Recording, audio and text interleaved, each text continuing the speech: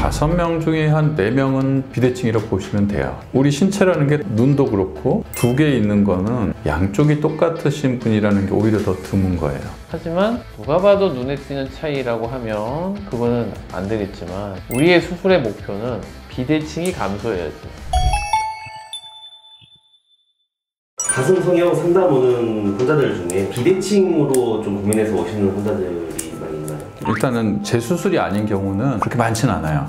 오히려 제가 보고 비대칭이 있네요 라고 하면은 그런가요? 이런 분들이 오히려 좀 더 많은 것 같아요. 제가 하루에도 환자를 굉장히 많이 보겠죠. 5명 중에 한 4명은 비대칭이라고 보시면 돼요. 정도의 차이가 있을 뿐이지 우리 신체라는 게 눈도 그렇고 2개 있는 거는 양쪽이 똑같으신 분이라는 게 오히려 더 드문 거예요. 특히 가슴은 흉곽 위에 올려져 있고 흉곽은 심장 위치에 따라서 갈비뼈 모양도 조금 다르고 당연히 다른 거예요. 저는 절대 그렇게 얘기 안 해요, 결론적으로. 그런 성격이면 수술 받으면 안 돼. 절대로. 다만 비대칭이 지금보다 개선이 될 겁니다 라고 말씀드리죠. 자기가 동그라미를 하나 그려보고 그 옆에 똑같이 한번 그려보세요. 그릴 수 있나? 못 그려.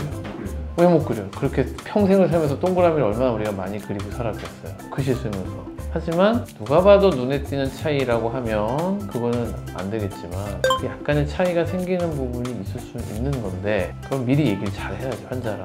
우리의 수술의 목표는 비대칭이 감소해야지. 그러면 그 비대칭 해결하는 방법을 좀 간단하게 소개해 주시면 좋을 것 같아요. 간단하진 않아요. 정말 여러 가지를 고려해야 되는 거예요. 높낮이가 다른 경우가 있고 깊이가 다른 경우가 있고 근육의 양도 좀 다른 경우, 이것들을 모두 복합적으로 고려를 해서 수술 방법도 다르게 해야 되고 보형물 선택도 다르게 해야 돼요. 간단한 예를 들면 수유를 하고 났는데 한쪽 가슴이 조금 더 유두가 내려갔고 하지만 크기 차이는 그다지 크지 않고, 그랬을 때 그걸 어떻게 맞출 거냐 했을 때는 저희가 쓰는 방법 중에서는 이중평면이라는 방법을 할 때 유두가 더 내려간 쪽은 근육을 조금 더 커트를 더 높이 해서 유두를 조금 더 리프팅하는 쪽으로, 또 보형물도 프로젝션이 좋은 보형물을 써준다든지 다양하게 환자 케이스에 의사가 쓸 줄 알아야 돼요. 일단은 높낮이가 해결이 힘들어요. 높낮이는 그럼 밑선도 달라진단 말이에요. 오히려 볼륨이 좀 차이가 있다, 이런 것들은 수술 방법과 보형물 선택으로 좀 만족스럽게 된다면 유두 높이가 다르다, 차이가 크면 클수록 맞추기는 좀 어려워요. 그리고 이런 말이 있었습니다. 짝가슴 교정할 때는 밑선 절개로 보통 한다.